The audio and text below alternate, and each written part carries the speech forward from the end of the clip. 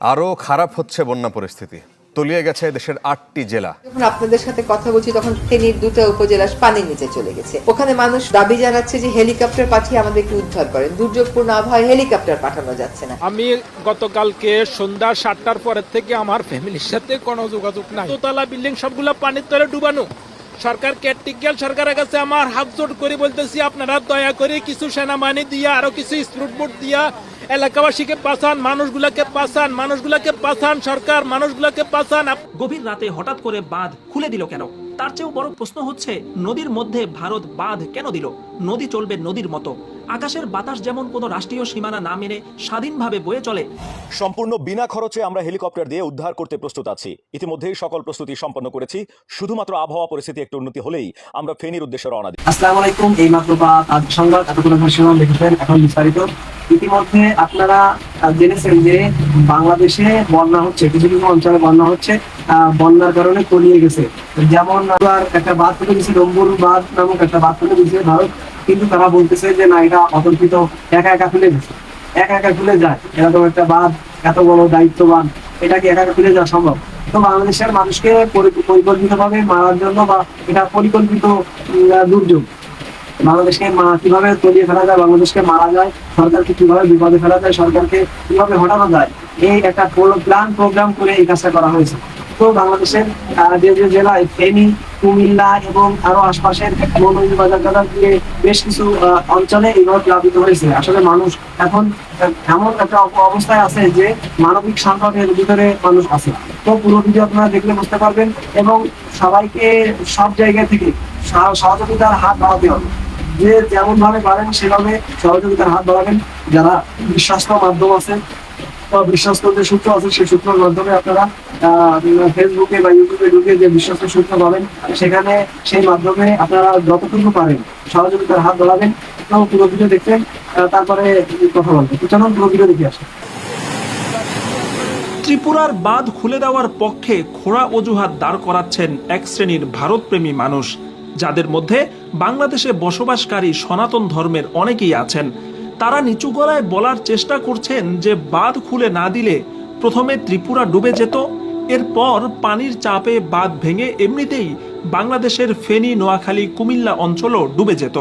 ফলে বাংলাদেশকে বাঁচাতে বাঁধ আটকানোর চেষ্টা করলে উভয় দেশ প্লাবিত হয়ে বাংলাদেশ, ভারত উভয় দেশই ক্ষতিগ্রস্ত হতো। এ কারণে এক প্রকার বাধ্য হয়েই ভারতকে বাঁধ খুলে দিতে হয়েছে।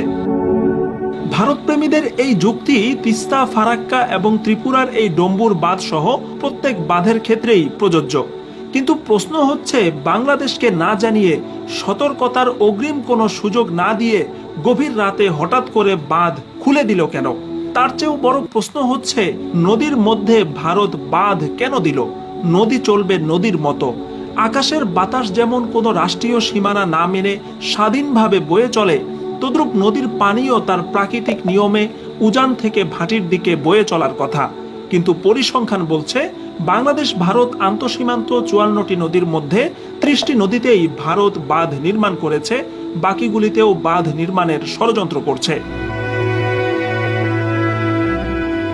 এক কথায় বলতে গেলে, নদীর পানির উপর উজান থেকে ভাটি পর্যন্ত প্রত্যেকটা দেশের যে সমান অধিকার, সেই অধিকার খর্ব করে ভারত একতরফা ভাবে বাংলাদেশকে পানি বঞ্চিত করে রেখেছে। নদীকে নদীর মতো চলতে দিলে নদীর গভীরতা, নাব্যতা এবং প্রশস্ততা ঠিক থাকতো।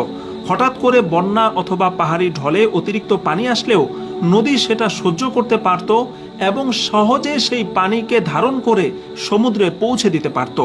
কিন্তু ভারত উজানে বাদ দেওয়ার কারণে বাংলাদেশের নদীগুলো শুকিয়ে খালের মতো হয়ে গেছে, পলি মাটি জমে নদীগুলো ভরাট হয়ে গেছে, বিভিন্ন জায়গায় চর উঠে গেছে।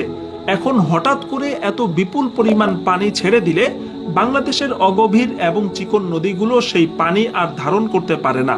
ফলে আশপাশের পুরো অঞ্চল প্লাবিত হয়ে ভয়াবহ মানবিক বিপর্যয় দেখা দেয়, যার চাক্ষুষ প্রমাণ এখনকার ফেনী, নোয়াখালী, কুমিল্লা, চট্টগ্রাম, খাগড়াছড়ি এবং ব্রাহ্মণবাড়িয়ার মতো জেলাগুলিতে ভয়াবহ মানবিক বিপর্যয়।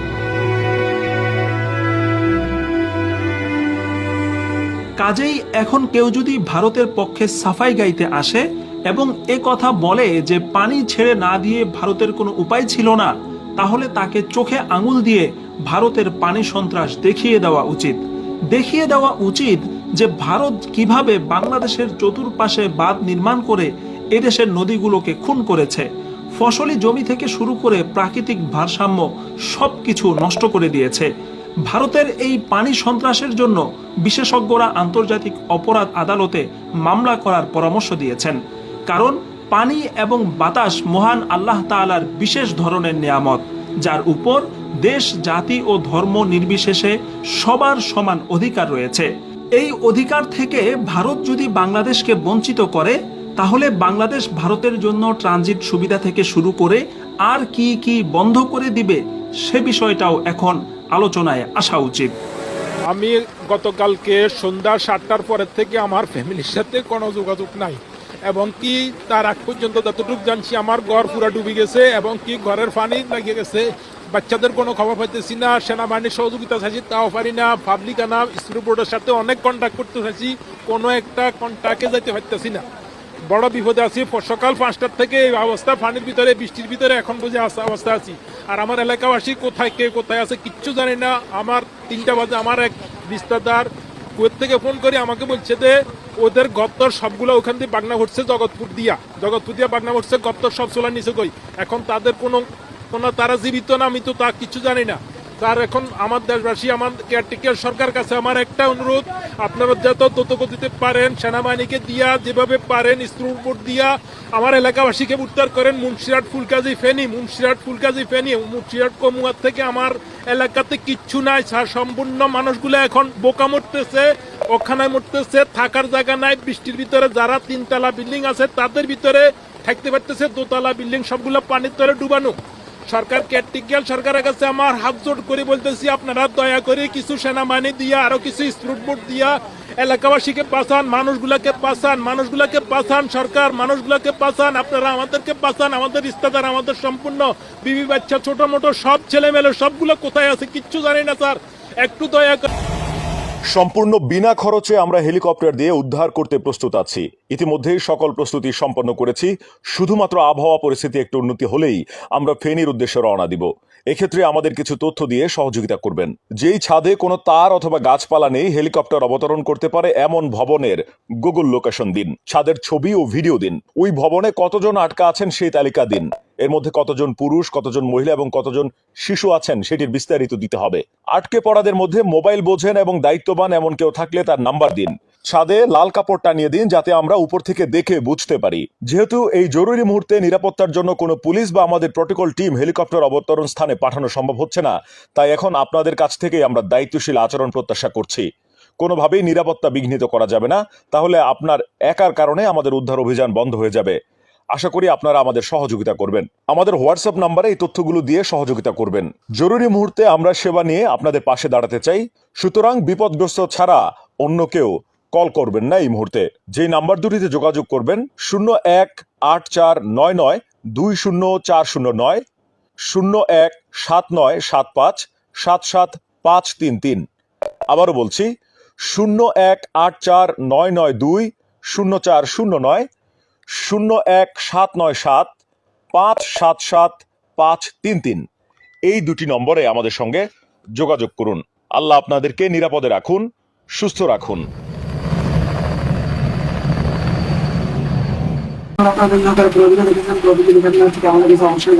তো এই বন্যা কবলিত অবস্থায় যারা আছে তাদের পাশে দাঁড়াতে হবে, তাদেরকে সহযোগিতা করতে হবে, মানে আর্থিক সহযোগিতা, দিয়ে সহযোগিতা করতে হবে, মানে যে যেভাবে পারেন সহযোগিতা করবেন, যাতে করে মানুষের বিপর্যয় না আসে, মানবিক বিপর্যয় না আসে, মানুষ এভাবে যাতে করে বিপদে না পড়ে, কোনো মানে বন্যায় ভেসে না যায়। মানুষের কি পরিমাণ ক্ষয়ক্ষতি হয়েছে আসলে ভিডিও আপনারা দেখে বুঝতে পারবেন। তো এখন আমাদের সবাইকে একত্রিত হয়ে সহযোগিতা করতে হবে।